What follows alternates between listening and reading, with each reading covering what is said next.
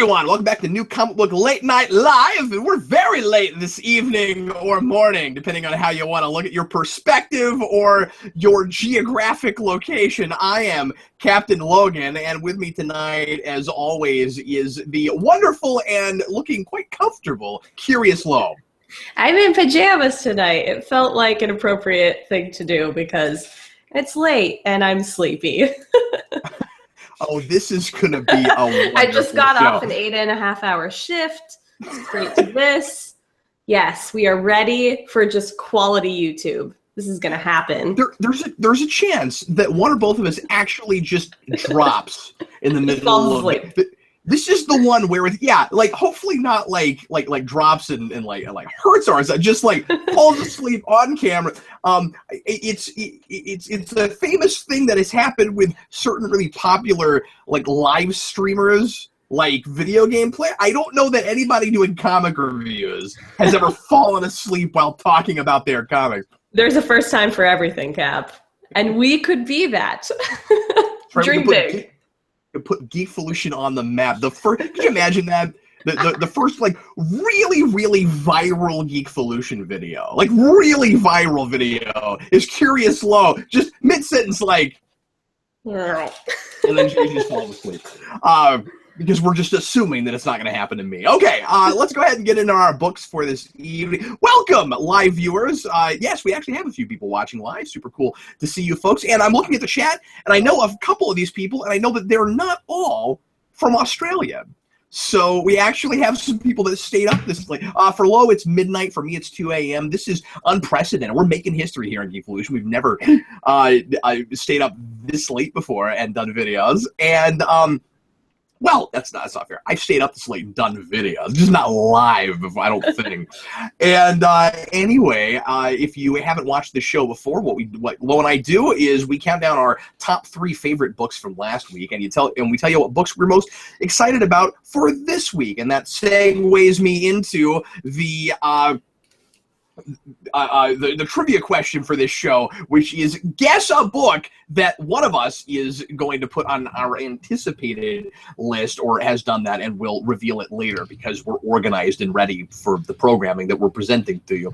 And if you get it right, if you manage to nail one of them and you're the first one that does that, you'll get a digital code for a book that I read this last week. And as always, it's going to be a Marvel book because that's the company that has those. And now let's go ahead and get right into it. Lo, I do not remember who started last time, so would you like to go first or second? Sure, I'll go first. Go right ahead. It's been too many weeks now. We can't just be like, well, you did the first week and I did the second. Yeah, we could, but that would be a waste of everyone's time. Exactly. All right. So my third favorite book from last week, I'm sure none of these books are going to be a surprise to anyone. I tried really hard last week not to do all the same, but this week I have almost nothing to read. So it was going to be all the things you expect. And number 3 is Silk, which is part 6 of Spider-Woman. I quite liked it. The reason Oh, crap, I missed that one.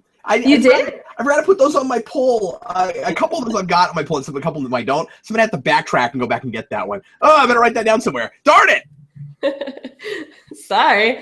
The reason that this isn't higher on my list is more that I didn't love the art. I like everything that's going on with Silk. I like that, and I'm sorry if this is a bit of a spoiler for you, Cap, since you haven't read it yet. I like that Silk is maybe sort of starting to turn a little bad, or she's just sort of fed up with her situation and kind of has snapped, or she has a ulterior plan that maybe she'll kind of like backstab or double agent even more than she already is. But yeah, I'm not crazy about the art in Silk to begin with.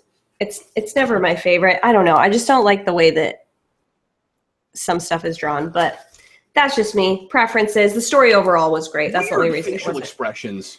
Yeah, I wasn't crazy about the art this issue. It wasn't bad or anything. It was a little strange. We've been praising that event for being pretty consistent with its art and for not being really big and overblown, because it's not that kind of an arc. Like, it's been nice it's really personal and understated, but there's already been a Silk issue in that arc, and we didn't complain about the art that week. I know. I'm trying to like think back to it, and I think I don't know if I didn't double check to see if maybe artists changed or anything like that. I'm sure it is something like that because I don't remember there being a huge art difference between each of the issues in this crossover. So interesting enough, but yeah, I still quite liked everything that was happening in the issue. I'm really excited. We're starting to wind down here. I think there's two more. There's just Spider-Woman #7 and then Spider-Woman Omega. So we are winding down on this plot, and you can tell that things are starting to they've definitely built to a bit of a crescendo the last 2 issues, and I'm sure next week we'll do that as well. Oh wait, is it next week? I don't think it's next week. Yeah. The Huminator just wrote in the comments that I said a bad word. It's okay. It rhymes with cap. That works. An R. No, I think that's what he's talking about. I mean, I've said that on the channel lots of times before. Yeah. That doesn't count. That's not one of those. It's okay. All right. My number 3. Wow, I gotta make sure that I go get that because I totally missed that one. My number 3 this week, and I have the same thing as Low with one exception. 2 of these will not surprise you, and one of them will come out of complete nowhere. My number 3 is the finale of the Batman Ninja Turtles crossover. This is Batman Ninja Turtles number 6, and impossible not to put this third on my list this week for mostly just Batman villain mutates. When you make Bane an elephant, it's just absolutely wonderful. The big reveal at the end of last issue was that Ra's al Ghul and the Shredder had come together, and I love that team up. By the way, we're really taking advantage of the ninja background of Batman, some of that stuff, and putting Ra's al Ghul and Shredder together is it's a no-brainer, but it's so much of a no-brainer, you wouldn't know if you would actually be able to expect Tinian the Fourth to do that. I love that he went there. The big reveal for me in the last issue is all of the Arkham inmates have been turned into mutates, and so and again, just doing this crazy romp where it's exactly what you would want to see, and somewhat light, I suppose, on a story over novelty, although it's about more stuff than I would have expected, and that's been exciting. But make no bones about it, this is fun because of the over the top crossover stuff that's done with it. But yeah, you've got Bane as an elephant, you've got Scarecrow as a crow. I guess the Riddler is a fox. Two-Face is a baboon. Yeah, it's just wonderful. There's some nice kind of heartfelt stuff at the end of this. There's a lot of, and at some point I'll review this all together. There's a lot of your kind of standard formula stuff for a crossover whenever you do like a back in time story or a alternate dimension story where you have the character at the end that is kind of thinking about staying in the place where they don't belong. This sort of does that and kind of turns it on its head a little bit and makes it a really, at least for this, it makes it a pretty endearing thing, and makes it kind of a self-sacrifice thing, or an attempted self-sacrifice thing, which I certainly appreciate. And I like all of the things that Tinian is finding that Batman and the Turtles have in common, and that the Turtles, especially Raphael at the end of this, really appreciating Batman for being this person that's fighting for this kind of the idea that got me the most with this, I guess, is Batman losing his family, and so he fights for families, and that's what the Ninja Turtles have that really holds them together, is that they are a close-knit family, and they never lost their parental figure. And he's actually bringing all that stuff up and talking about it, so it's pretty cool. I think the ending was a little bit rushed. That's to be expected in a thing like this, I guess. But All in all, it was super fun, and like I said, he milked this concept for all it was worth, and I'm glad it got a full 6 issues, and I'm glad that it wasn't dull and lame, because you put those two things together, and that should be just a really wild ride. It absolutely was. You had me at Bane is an elephant. See, I thought about only saying that. I love it.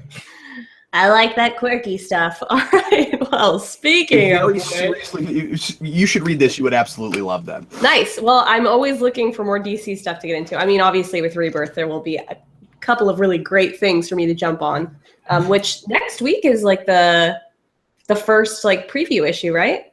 Is it? Is that next week? I want to say it's next week or the week after that. I can't remember off the top of my head, but I know that it's like pretty soon here for like Rebirth #1. That's like the big launch issue. Yeah, because I want to say that I saw has one of those big giant. Yep. I actually just flipped to 5/25. Is that next week? I guess that is next week. Yeah, I keep thinking I'm a month behind. I keep thinking that that's next month, but no, that's happening this month. So yeah, the next week. That ad. Yeah, woo, there it is. Which I guess gives away that I actually have a DC book on my top 3. Well, I don't think this has happened yet. It's no secret that I really, really love Gotham Academy. It was the very first comic that I picked up when I walked into a comic shop for the first time a year ago, and I got the first trade paperback of this series. And it's sort of been like in my heart ever since because of that, I guess, just since it was my first one. But I also think this is super fun. I love it. Just a bunch of kids at school solving mysteries, and they also happen to be in Gotham. Like, how awesome is that? And so every once in a while, you kind of see some Batman villains or Batman himself. Robin has made a number of appearances. This is winding down. This is the last issue of this arc. We are going on hiatus until September, where they're coming back with Gotham Academy. What are they calling it? Like second semester, I think. There is going to be a crossover this summer with Lumberjanes, and I'm quite excited for that. And they sort of mentioned that at the end of this. But this issue specifically, very cute.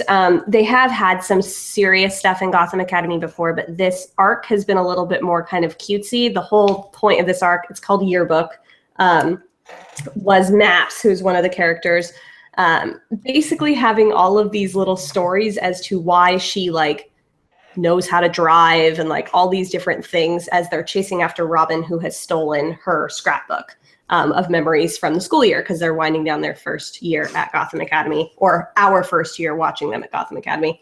Yeah, it was very cute. Lots of just little like kind of mini one-shots, which were really fun. So I quite like this issue. I'm sad it will be gone for the summer, but I'm excited for the crossover and for it to come back, and that it did not get the axe with all of the rebirth-ness that's going on. So yay, Gotham Academy, number 18.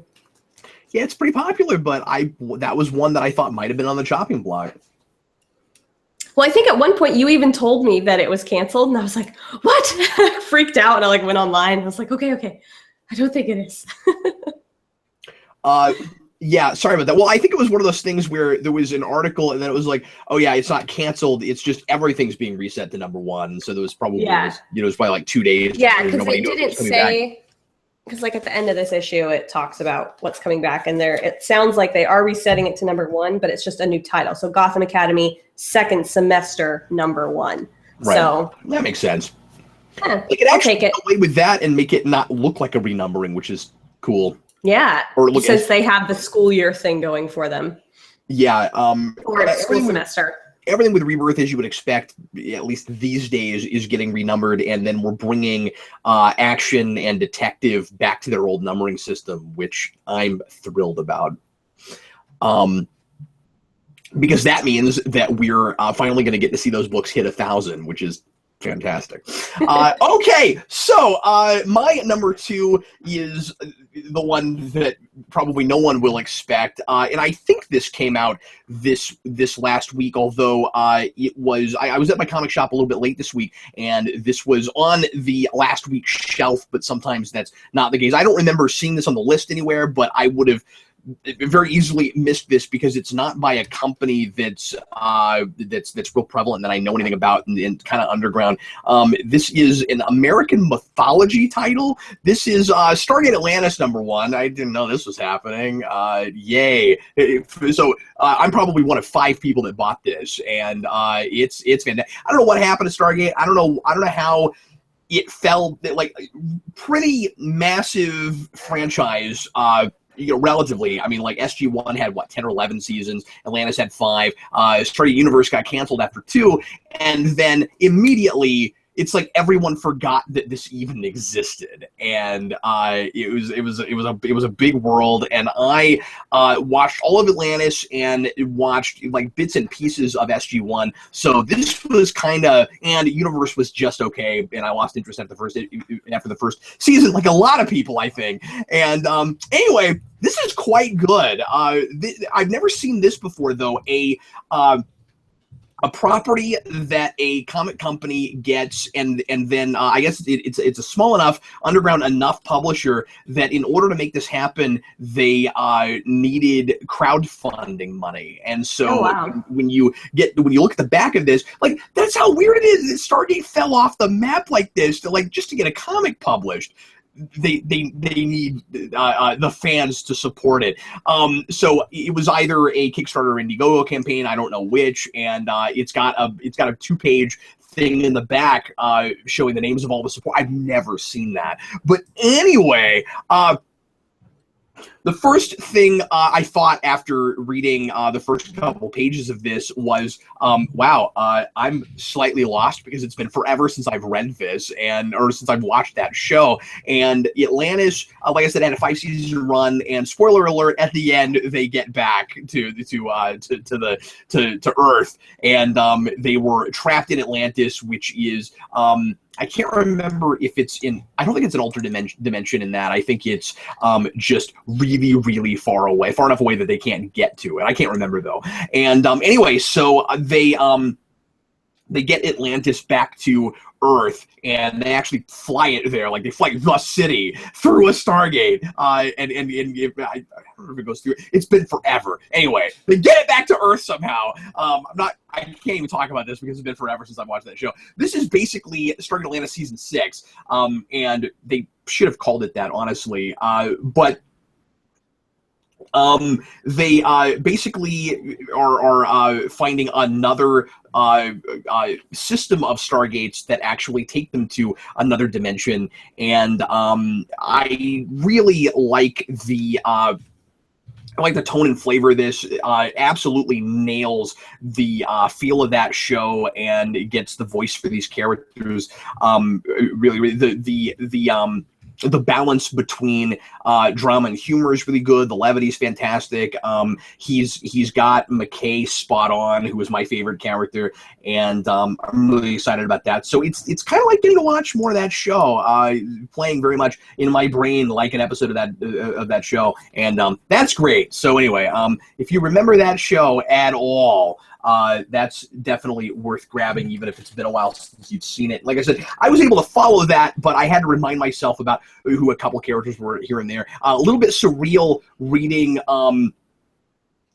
Robert Picardo as a major character in a comic book, and his not being the Doctor from Voyager. I was like, wow, this has got to be the first time he's been in his likeness has been drawn in a comic book in a really long time. Anyway, that's my number 2. Go ahead, Lo.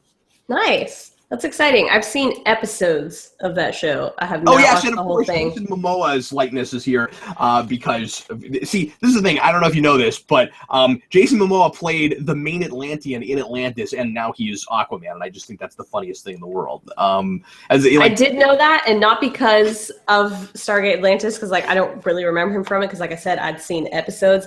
But he was on Game of Thrones, and so I was aware of it because of that. Because, when you see somebody and you're like, where have I seen you before? And you IMDb them, and then you find out it was Stargate Atlantis. I also should mention that I like that they're able to actually use the likenesses of the actors in this. Because sometimes you see a comic that's based on an old thing. And for instance, like Power Rangers, that comic, they don't really look like the actors. It's kind of ambiguous, and it looks good, but you kind of get the sense that for whatever reason they're either not allowed to do that, or that's just a creative choice that they made. And this consciously not photorealistic. It's and the art is not great in this, but it's better than that Xena book that I talked about a week or two ago. But it's that kind of stylistic thing where it looks enough like the actors that you can recognize what it is, but it's not going for photorealism, and I like that about it. Nice. Alrighty. Well, my number one, I don't really think this is going to surprise anybody. Gwenpool number 2. I love this book.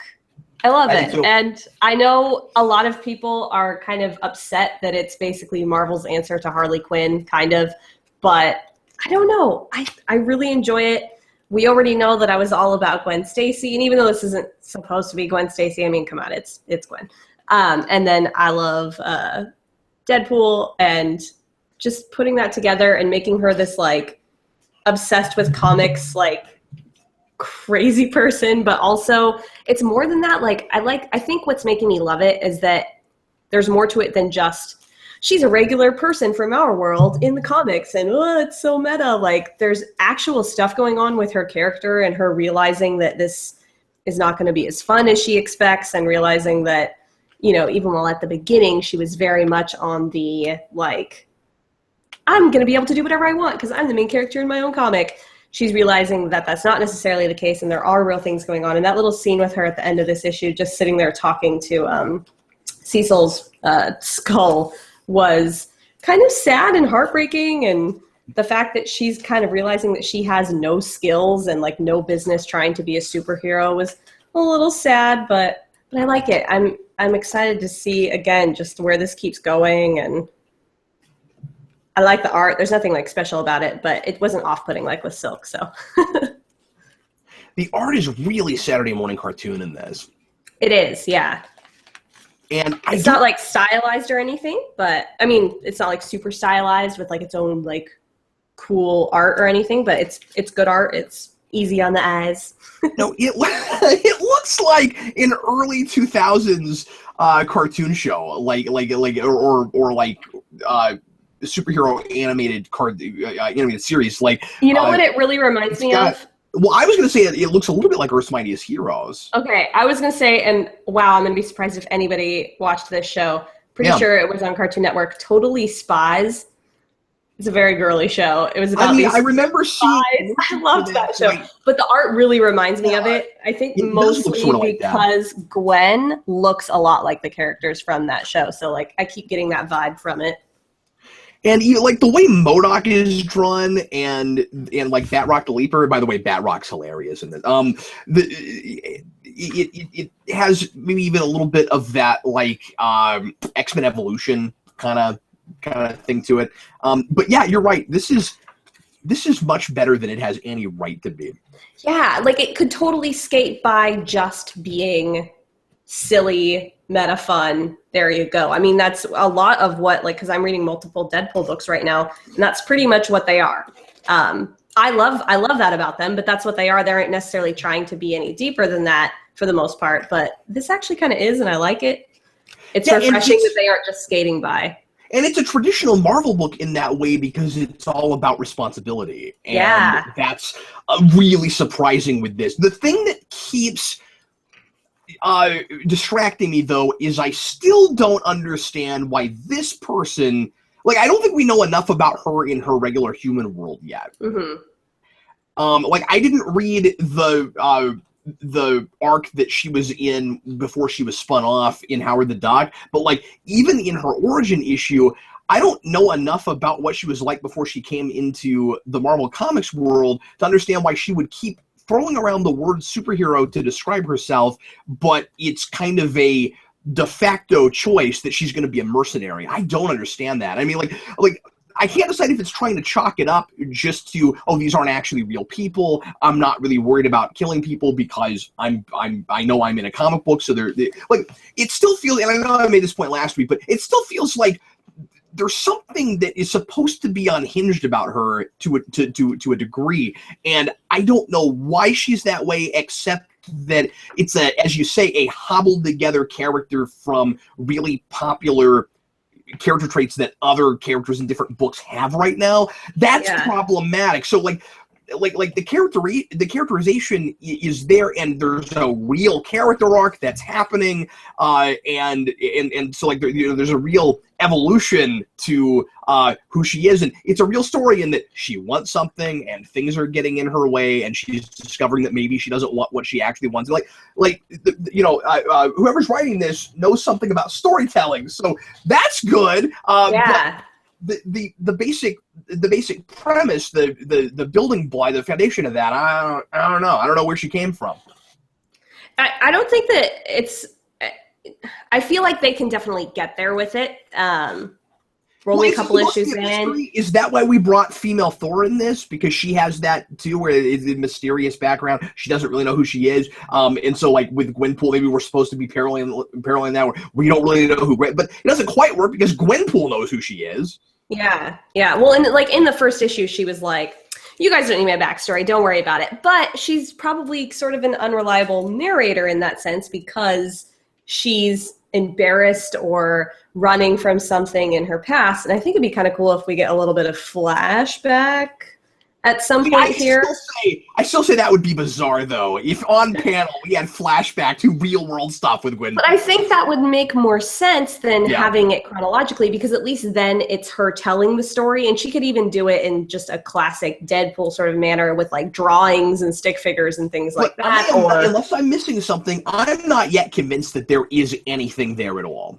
There might not be, but I could see them going there. I feel like they've done, even if they don't have anything in mind right now, I think they've done a good job of not closing that door on themselves. Like maybe it'll go for a while, but I don't mind so much that I don't know everything in her backstory. I don't know.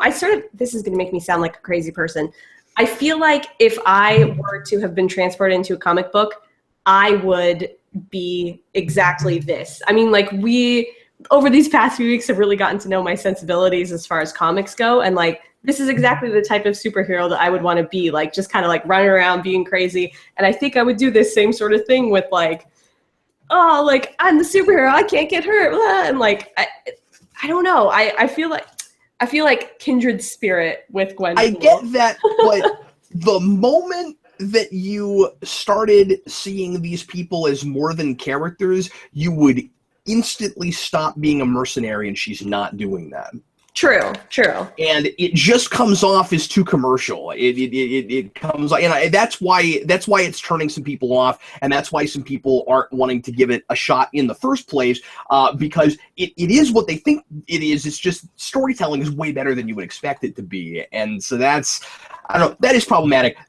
I think that's a thing that up front they need to make a lot clearer, like how she, like why she is already at a place where the first thing she thinks to do is go be a if she was just a giant Deadpool fan, like the problem is I don't even know what her comic sensibilities are. Like something that she's obviously well read. I mean, she's too well read though. Oh, she's like omnipotent. She reads everything. Nobody reads everything. Like this is going to sound really silly, but you're putting her in our world now. And when I say our world, I don't just mean our real world. I mean like, the world you and I inhabit, the comic reading world. You need that moment where everybody thinks that she can, that she knows, as she says, all of the secret identities, and that she can tell you where anybody is in their status quo up to this point, and then all of a sudden somebody pops up and she's like, "Ah, crap! I forgot to pick that issue up that week." Like, you need that moment. That would be hilarious. That hasn't happened yet. That would be wonderful. It's so far, it's a little too easy. Like, I like that things are getting difficult for her, where she's starting to see these people as people, but that stuff is too simple. And again, she's just a mercenary because Deadpool sells. Yeah, that's not working for me. Yeah. I mean, I can see how that is definitely just a reason to get the books off the shelves, but I'll buy it for now. Yeah, I mean, I'm gonna stick with it. I'm loving it while I'm reading it, but I don't know that I'm buying it. And the fact that I don't know that I'm buying the initial premise and that it doesn't just feel hobbled together, as I said, for what's popular commercially, and I still am excited to read it month in, month out, it tells you something about the quality of the storytelling. Yeah, exactly. I mean, it could be, like we were saying before, it could just be a let's skate by on these characters, but I'm more pulled in than I am with like Deadpool right now. I really enjoy Deadpool, but I don't think it's more than once made my top 3 because it's just kind of, this is fun and I like it, but there's not a lot of meat there. It's sort of a fun read and I can pick up each issue without having to try and think back to what happened last time and stuff like that. So yeah, it's and fun. we're oddly invested in this, which is fantastic because you feel almost duped. Where it's like, this is not supposed to be that kind of book, and I am invested, and that's wonderful. And it is a comedy book, but it's not one of those books where a character starts suddenly acting really out of character so that it can be a jokey book. Like Female Thor is written, perfectly in character, and she's got a couple of amusing moments, but they happen naturally. And I like that Gwenpool does a thing in this without giving too much away that is making her wonder about who she really is and stuff. So like we're dealing with her mythology and putting Gwenpool right in the middle of that, and that's you would expect her to come in and be the butt of a joke and leave, and it's not that, and that's fantastic. Well, in reference to that that moment, again, without giving too much away, that is a moment where she did struggle. Obviously, she still did get to the answer, but she couldn't remember the name that she yelled out. Well, She was like, who is that? So-and-so plays them in the movie, like trying to think of the character's name before she yelled it out. Yeah, and you could say that means that she's maybe not reading Jason Aaron's Thor regularly. So I mean, that's good. Yeah. Okay, that's fair. So they're skirting that. Anyway, we've talked about this far too long. What's your number 1, Cap? My number 1, I can't help it, is Power Rangers number 3. Nice. Talk about a thing that you wouldn't expect as much depth from as we're getting here. I am much happier now with the pace that we're getting with this book. I have been complaining. My one complaint about this book really has been that I'm not getting enough characterization and background about characters each issue. Where we had this kind of info dump thing actually it wasn't enough of one really, and I think it was number 1 where something's going on with Zach's family, but we don't know what, and we're not able to take the time to talk about it at all. So you got to remember month in, month out, okay, something's going on with Zach and his family. I don't know what exactly it is, and we're starting to get more of that stuff for these different characters, and I love the identity stuff with Tommy and really getting to the heart of why did Rita pick him. I love that the Power Rangers are actually thinking, and they sound and act like real people. They are suspicious in the way that you would expect them to be, and they don't just immediately completely give Tommy the benefit of the doubt just because it's supposed to be a positive messagey kids show. They're like, we'd like to be able to give him the benefit of the doubt, but Rita Repulsa picked him to be the evil great. Why did she pick? And so there's this kind of looming mystery as to what exactly he is and what's in his background that would make her go to him. And this is exactly what I would have done with Green Ranger Saga. This was just post Green Ranger Saga, which again is really interesting. But like it's. The whole like Rita in his head thing is sufficiently creepy, and I'm digging that about it. It's still a book that's great for kids to read, but there's surprisingly plenty there for adults that are nostalgic for this too. And again, real storytelling, and I'm very appreciative of that. The art in this is still absolutely spectacular. Here's Tommy summoning his Dragon Zord and doing the playing his dragon flute thing, which is fantastic, and his dragon dagger. And anyway, these characters are actually people, and I care about them. And the the kind of headbutting between Jason and Tommy is what viewers always wanted to see on the show, and it always felt like Star Trek: The Next Generation, where like these characters weren't allowed to have any interpersonal conflict really, and the only time that they ever had that was when they were like brainwashed or something. And here they're just like regular people, and they they have flaws, but they're also not just drawn by their flaws. So anyway, yeah, surprising. How well written, and it's Higgins. It's surprising that book continues to be to look like Power Rangers did, just with a little bit more character dimension. I thought you would have to like completely redraw that book or that universe from the ground up, and he's getting away with not doing that, which is the most impressive thing about it, I think. I'm gonna have to pick that book up, especially because I need to start brushing up on my Power Rangers. That's right. Lo is coming with me and Jason to Power Morphicon. And I know almost nothing about Power Rangers. I just happen to be close. You got 3 months, Lo. I know. I have plenty of time, and I'm not trying to make a dig at them or anything, but it's not like it's a show that I really, really need to pay attention to. So yeah, that's right. I think I'll be okay by just like binging stuff and not being like, okay, who are all the characters? Like, what is this? But I have seen this is not Powerpuff Girls. I've seen some stuff, and I know some things about Power Rangers. You will not have to be laser focused. You at least have enough time to watch through some of Mighty Morphin, I'd say. Oh, for sure. Well, and that's the season series that I'm most familiar with because I watched some of it growing up, just when it was on. I never like sought it out or anything, but yeah, I'm excited. So maybe I'll start picking up the comic as well. So I'm not just only Mighty Morphin. I'll know a couple other things. I mean, I guess that's technically, but yeah. Well, I mean, the comic is Mighty Morphin, but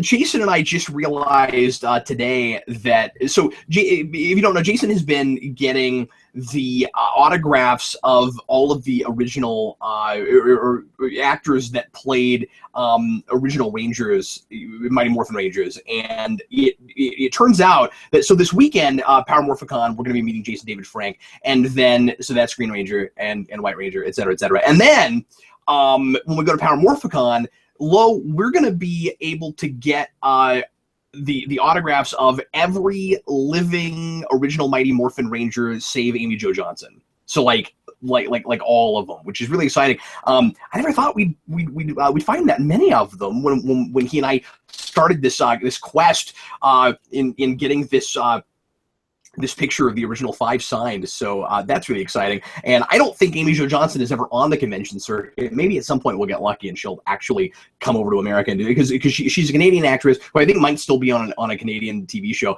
And I don't think she's actually on the convention circuit. So she's the one that we might never get of the living Rangers. But anyway, moving right along. So we both just did our number ones, yes?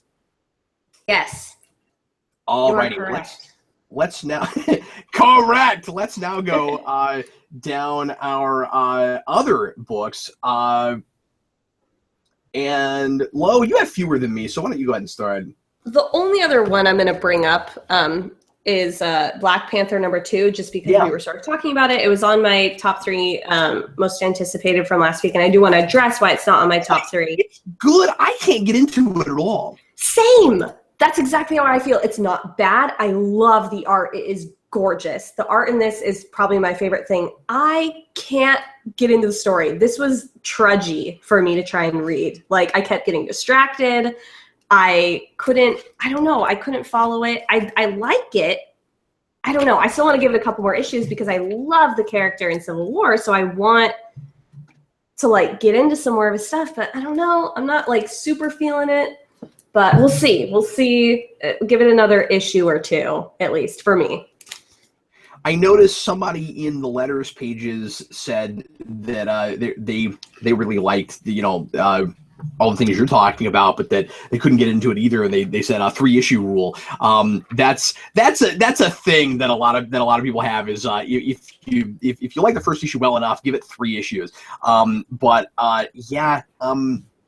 not digging it yet. Like you said, it's not bad. It's not grabbing me at all. Yeah, I'm sure that there are a lot of people out there that are liking this. I can see where it would be somebody's cup of tea. It's just not necessarily mine. Like, I don't have any, like, grand reasons why I don't like it. It's just sort of... Okay, well, I'll go down my other books very briefly real quick then. Ninja Turtles number 58, finishing up the arc with Leatherhead and the Utroms. Really atmospheric stuff, really creepy underground, running away from a scary alligator, but incredibly intelligent alligator dude. And I'm glad, though, to be moving on from this and getting to kind of the heart of the matter again. This has been kind of an interlude section where the big cliffhanger at the end of this, where something has happened to the Foot Clan, and when the Ninja Turtles finally get back, it's probably the most exciting cliffhanger we've had in a while, because Splinter has been leading the Foot Clan, and they get back, and all of a sudden something is amiss, and that's exciting. I won't give away too much. Batman number 52, almost made my top 3. This is actually pretty good. This is James Tynion IV. I mistakenly reported last week this being Snyder writing this last issue. It was written that way on Comixology. I don't know why, because I think the artists were written correctly there. But anyway, so this is just kind of a nice little end cap issue.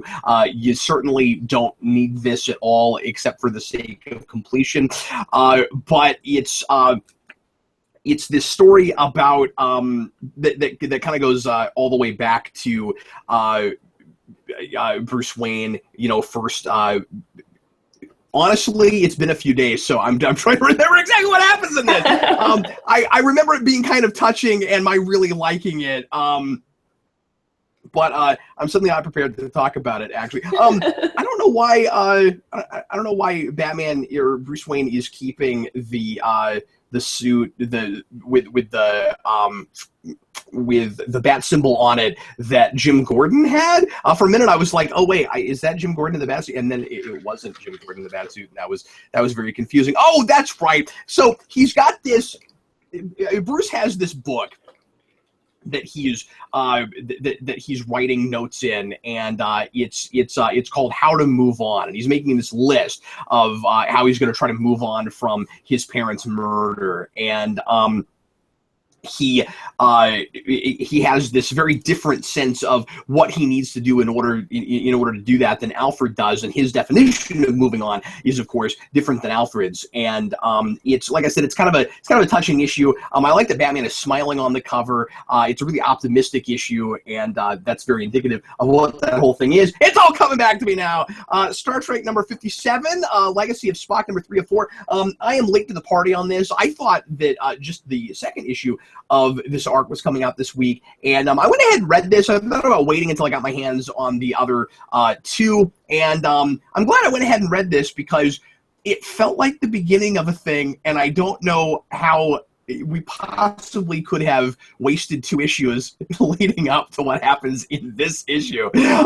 You've got old Spock from Star Trek 09 trying to help out the Romulans like he was before he got sent back. And the Romulans are blaming him for everything, just like Nero did. And I don't know, it feels like what a follow-up to that story for Spock would be like. I'm not sure I buy his being exiled from Vulcan, or from New Vulcan, from the Vulcans, where it's like they're kind of, I mean, it's interesting, they're kind of blaming him for bringing Nero to the past, but I don't know that would really get him exiled. I don't know. It was a question. And Venom Space Knight number 7.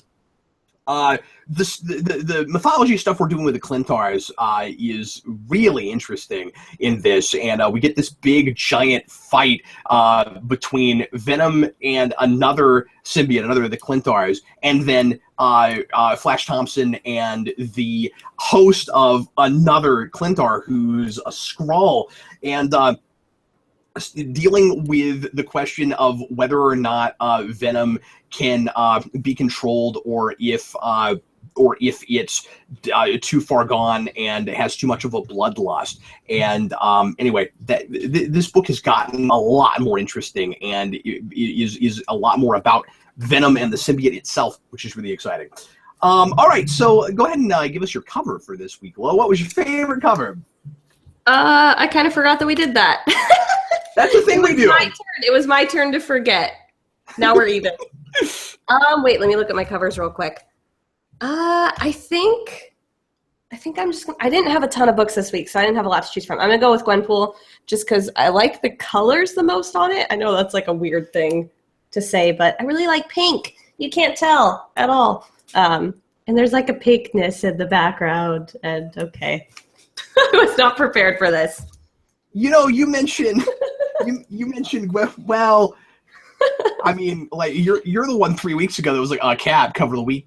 I know. That's what I'm saying. It's my turn to be the one with the egg on my face. And that's how sleepy Lo is this evening. You were talking about Harley Quinn and people comparing Gwenpool to that. I think you're of course absolutely right there. But Harley Quinn has also kind of become DC's Deadpool, so this weird kind of like regurgitation thing going on. But there is a reason that she's holding a giant mallet on that cover. I'm just for sure. I mean, I've never read anything for Harley Quinn, and I don't think I have watched almost anything with her in it. But I still I saw the mallet, and I was like, oh yeah. They aren't being shy about it.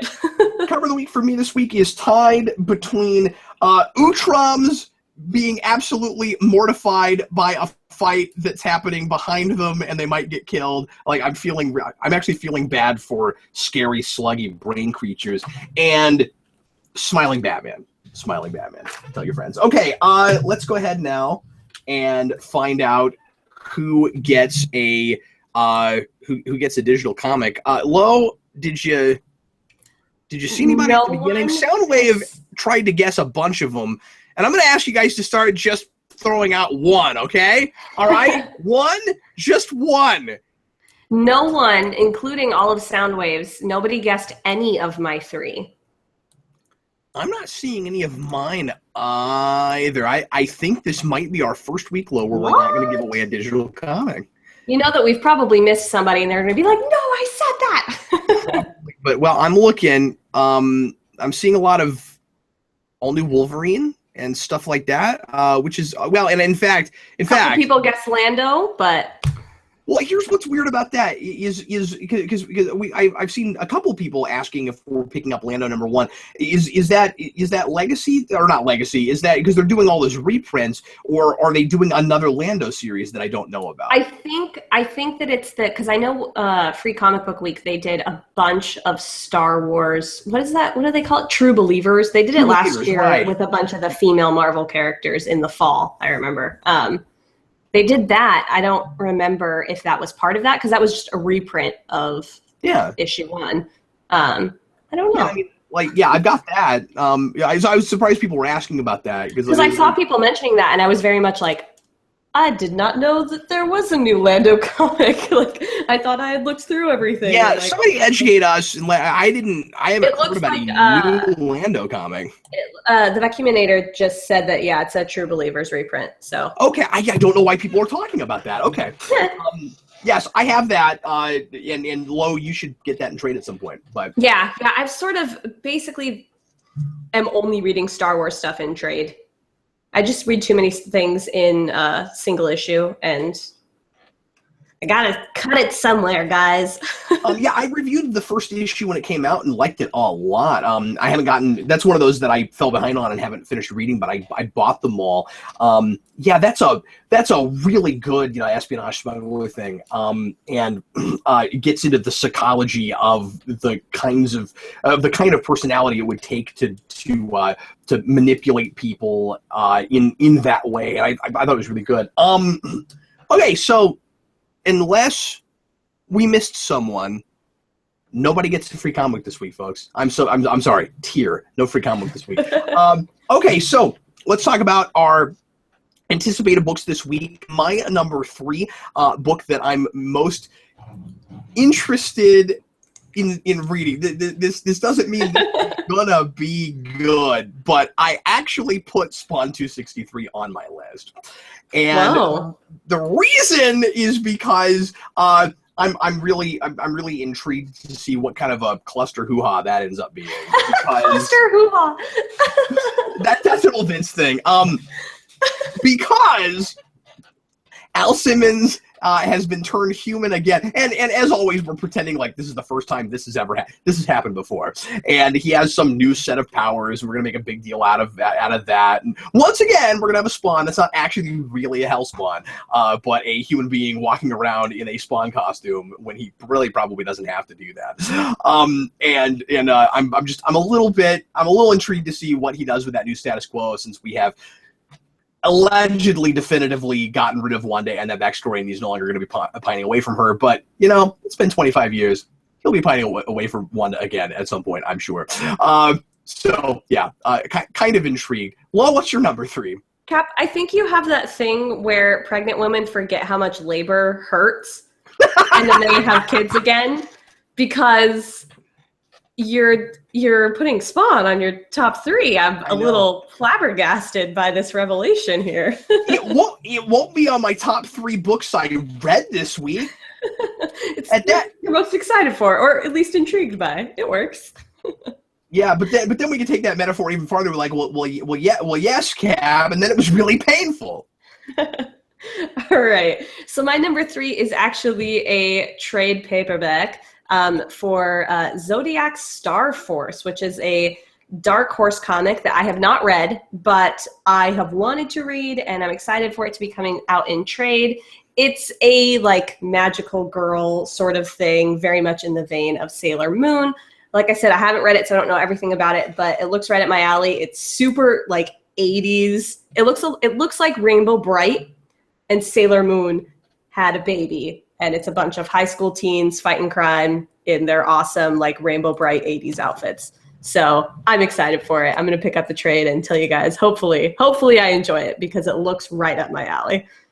Okay, it turns out the Soundwave actually did guess a couple of books on my list, and I skimmed them and didn't notice it. But as I said, I gotta ask people to start just picking one. It's not quite fair. You throw out you throw out everything that you see on a list that we read, then so, but we didn't really, I didn't see a lot of other people try to guess. There were one or two others. I think somebody else did mention Superman American Alien, but I will go ahead and give it to Soundwave with the caveat that he only write down one next time. And Soundwave, I'm gonna give you, because I didn't read a lot of Marvel last week. I really wish DC would do those. I'm gonna give you Venom Space Knight, start of a new arc, and it's fun and quirky, but kind of dark space stuff. Well, sometimes dark. He's got a giant cuddly looking polar bear on his team that likes to murder people and teaches his child about how to murder people, and that's the good thing to do, and it's morbidly hilarious. Anyway. Did I say polar bear? I meant panda bear. Is a panda bear. Okay, my number 2 is Superman American Alien. I've been really liking that book. It's the last issue. I'm interested to see how it ties stuff together, or if it kind of is just another standalone issue, because that has been more archy than I would have expected it to be, and it surprised me every issue. So I'll be really interested to eventually do a review of that whole thing together, but I think Landis has mostly hit that out of the park. All right, so my number 2, I'm going to cheat a little bit, and it's 2 comics, but they're from the same series. There's Lumberjanes number 26 coming out next week, and Lumberjanes Axe Tales number 1, which is a special one-shot. I'm going to officially say that the Axe Tale is my official number 2. The girls are all going out on a nature walk, and they are going to be told a ghost story about a axe murderer that came to the camp, and they might think that he's there. For those of you that don't really know anything about Lumberjanes, it's basically Supernatural, which you all know I love, at a girls' summer camp, which, again, right at my alley. Gotta love those teen girls kicking butt. Summer camps. At summer camps. Lowe's all about the children in peril and summer camps. And girls kicking booty. I like that too. But it's the paranormal stuff that I also really like, and they're always like solving problems and hunting down spooky things. And this one seems like it's sort of a like your classic campfire story come to life with the axe murderer. So I'm excited for this one shot. My number one, which I don't know if this will be a thing that I'll stay on with, but I'm curious about, is Future Quest number one. And I'm looking at this and like, oh, 2 out of my 3 are DC things. That's unusual. I think that's a DC thing. This is like a... It's not on my top 3, but I'm getting it next week. Are you really? Okay, cool. That'll be fun to talk about together. Yeah, Future Quest is a basically Hanna-Barbera shared universe thing. And there's been talk, Hanna-Barbera, about doing this as a movie or a TV thing. Not Future Quest specifically, but doing like a shared universe of Hanna-Barbera properties. But this is like a Johnny Quest vibe thing with Johnny Quest, and then a lot of other adventure characters from from those cartoon shows, including Space Ghost, which is the main reason that I want to get it, because I like Space Ghost a lot. I like parody Space Ghost more than I like actual adventure Space Ghost, except for the absolutely fantastic, I think, early 2000s miniseries that Alex Ross did that made that really serious and still managed to keep the quirky, goofy kind of iconography to it. His take on Zorak was mortifying. But anyway, and that's a sentence I never thought I would say before that came out. But also character designs by Darwin Cook. Obviously, super sad that he's passed, and this will be one of the big last hurrahs for him. So anyway, looking forward to that, and hope a lot of people pick that up. All right. So that you can keep going. Yeah. My number 1 is Black Road number 2. This was in my top 3 a couple of weeks ago. I want to say it was week 2. It might have been week 3.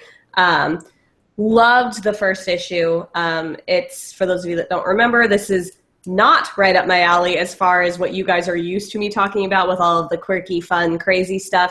This is a much more serious comic, a little bit violent. It seems like it will get there as far as violence goes. This was a very introductory issue, but I loved everything about the main character and the fact that he's now protecting this, like, basically ward of somebody who kind of got killed on his watch. So it's an interesting dynamic, and it's a very dark and kind of grungy book.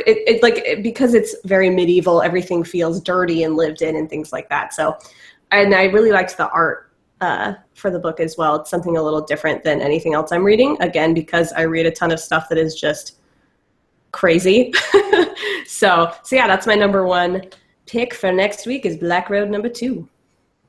All right. Well, everybody, thanks so much for watching. We sure appreciate it. I think that is going to do it for us this evening. Lo and I will be back with you again next Monday night for more new comic book fun. Lo, what time is our show going to be next week? I have a morning shift next week, so we will be back to 10 o'clock my time, midnight your time. Oh, fantastic. Yay. Cool. We'll be back to the super early time of midnight. Central time. Well, thanks as always for watching New Comic Late Night. Hope you enjoyed it. We certainly did, I am sure. And now Lo and I are going to go to bed. Thanks for watching. I'm Captain Logan. I'm the Curious Lo. Good night. Good night.